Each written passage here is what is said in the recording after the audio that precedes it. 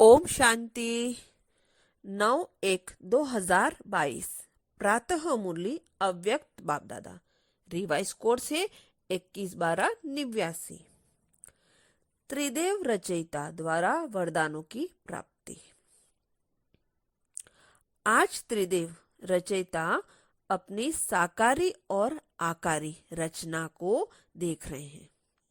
दोनों रचना अति प्रिय है, इसलिए रचता रचना को देख हर्षित होते हैं। रचना सदा यह खुशी के गीत गाती है, वाह रचता, और रचता सदा यह गीत गाते, वाह मेरी रचना। रचना प्रिय है, जो प्रिय होता है उसको सदा सब कुछ देखकर संपन्न बनाते हैं। तो बाप ने हर एक श्रेष्ठ रचना को विशेष 3 संबंधों से कितना संपन्न बनाया है। बाप के संबंध से दाता बन ज्ञान खजानों से संपन्न बनाया। शिक्षक रूप से भाग्य विधाता बन अनेक जन्मों के लिए भाग्यवान बनाया। सदगुरु के रूप में वरदाता बन वरदानों से झोली भर देते। यह है अविनाशी स्नेह व प्यार। प्यार की विशेषता यही है, जिससे प्यार होता है उसकी कमी अच्छी नहीं लगती। कमी को कमाल के रूप में परिवर्तन करेंगे। बाप को बच्चों की कमी सदा कमाल के रूप में परिवर्तन करने का सदा शुभ संकल्प रहता है। प्यार में बाप को बच्चों की मेहनत देखी नहीं जाती। कोई मेहनत आवश्यक हो तो करो, लेकिन ब्राह्मण जीवन में मेहनत करने की आवश्यकता ही नहीं है, क्योंकि दाता विधाता और वरदाता तीनों संबंध से इतने संपन्न बन जाते हो जो बिना मेहनत रूहानी मौज में रह सकते हो। वर्षा भी है, पढ़ाई भी है और वरदान भी है। जिसको तीनों रूप से प्राप्ति हो, ऐसे सर्व प्राप्ति वाली आत्मा को मेहनत करने की क्या आवश्यकता। कभी वर्षे के रूप में व बाप को दाता के रूप में याद करो तो रूहानी अधिकारीपन का नशा रहेगा।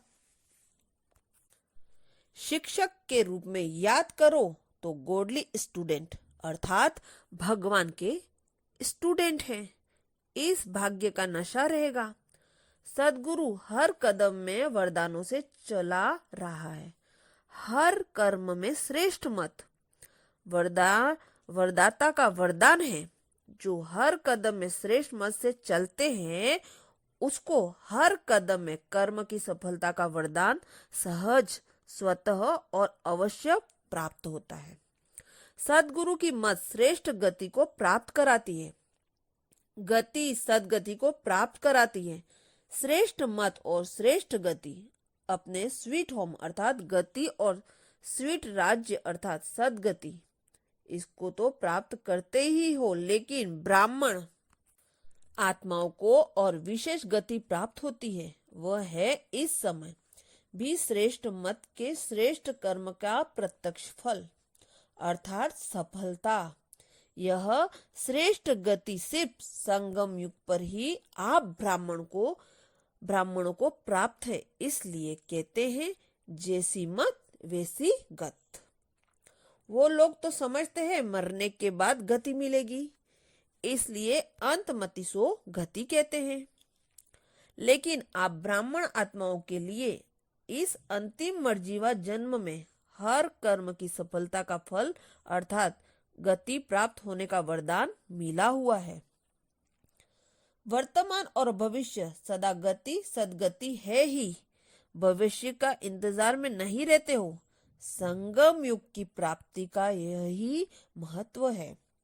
अभी अभी कर्म करो और अभी अभी प्राप्ति का अधिकार लो।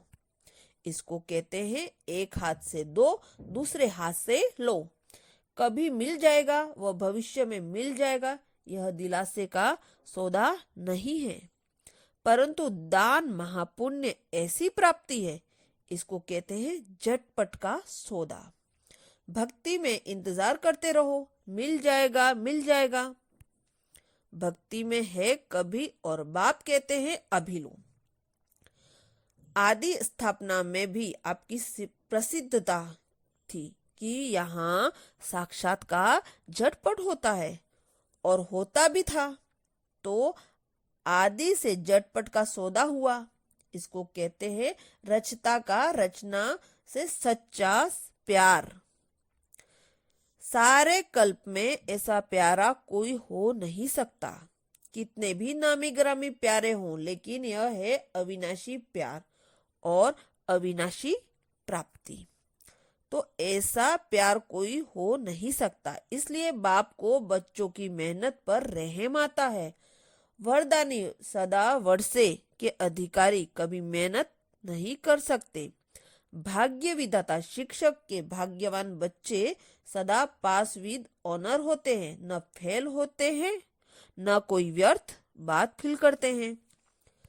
मेहनत करने के कारण दो ही हैं, या तो माया के विघ्नों से फेल हो जाते हैं, वह संबंध संपर्क में, चाहे ब्राह्मणों के चाहे अज्ञानियों के, दोनों संबंध में कर्म में आते छोटी सी बात में व्यर्थ फील कर देते हैं। जिसको आप लोग फ्लू की बीमारी कहते हो। फ्लू क्या करता है?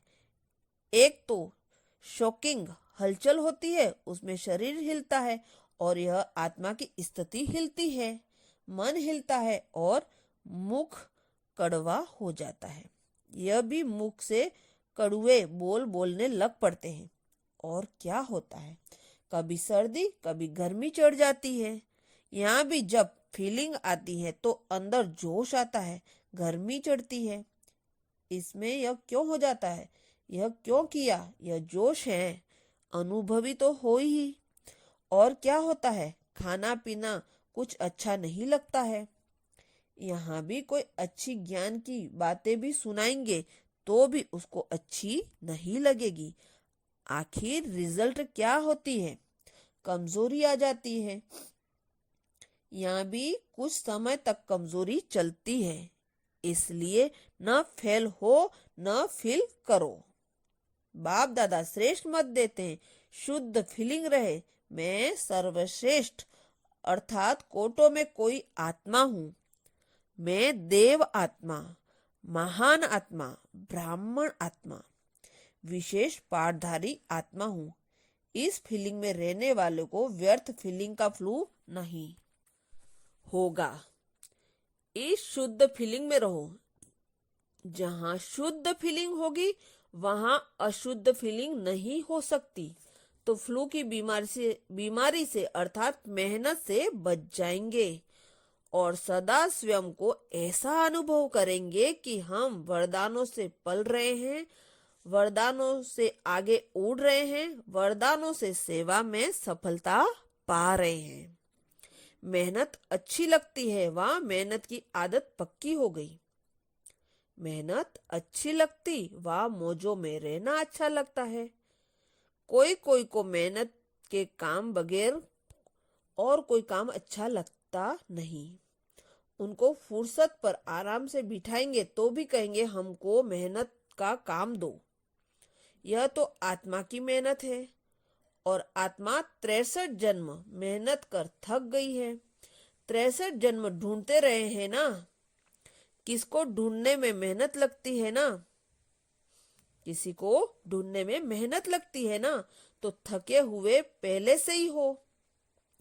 63 जन्म मेहनत कर चुके हो, अब एक जन्म तो मौज में रहो। 21 जन्म तो भविष्य की बात है, लेकिन यह एक जन्म विशेष है। मेहनत और मौज दोनों का अनुभव कर सकते हो।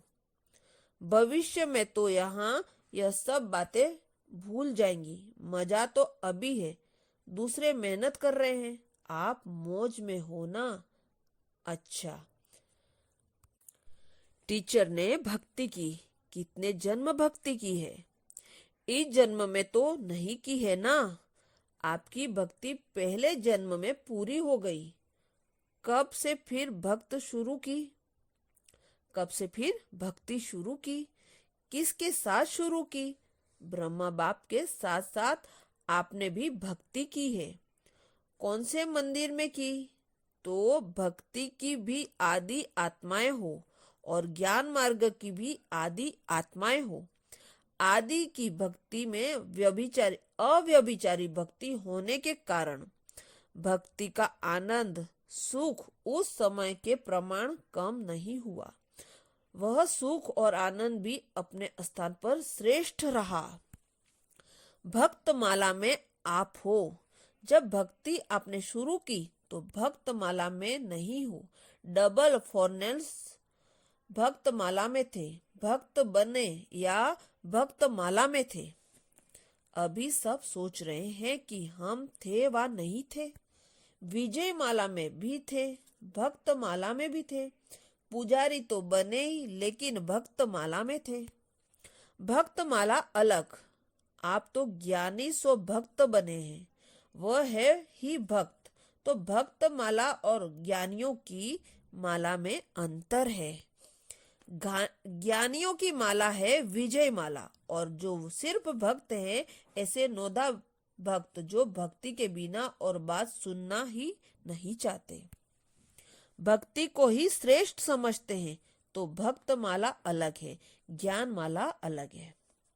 भक्ति जरूर की, लेकिन भक्त माला में नहीं कहेंगे, क्योंकि भक्ति का पाठ बजाने के बाद आप सबको ज्ञान में आना है। वह नोदा भक्त है और आप नोदा ज्ञानी हो। आत्मा में संस्कारों का अंतर है। भक्त माना सदा मंगता के संस्कार होंगे। मैं नीचे हूँ, बाप ऊंचा है, यह संस्कार होंगे। वह रॉयल भिखारी है और आप आत्माओं के अधिकारीपन के संस्कार है। इसलिए परिचय मिलते ही अधिकारी बन गए। समझा? भक्तों को भी कोई जगह दो ना, भक्तों को भी कोई जगह दो ना। दोनों में आप आएंगे क्या?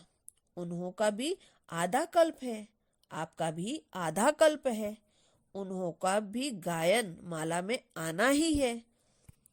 फिर भी दुनिया वालों से तो अच्छे हैं, और तरफ तो बुद्धि नहीं है, बाप की तरफ ही है। शुद्ध तो रहते हैं, पवित्रता का फल मिलता ही है। गायन योग्य होने का आपकी पूजा होगी, उन्हों की पूजा नहीं होगी।